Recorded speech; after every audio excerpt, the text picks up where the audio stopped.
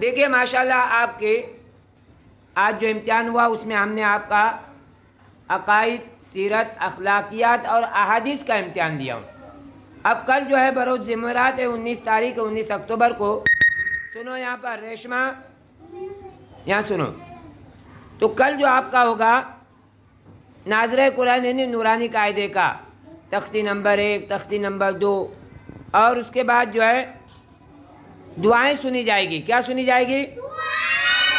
دعائیں میں وہ جو ہے کھانا کھانے کی دعا، کھانے کھانے کے بعد کی دعا، سونے کی دعا، سو کر اٹھنے کی دعا، یہ ساری چیزیں کل سنیں گے ہم۔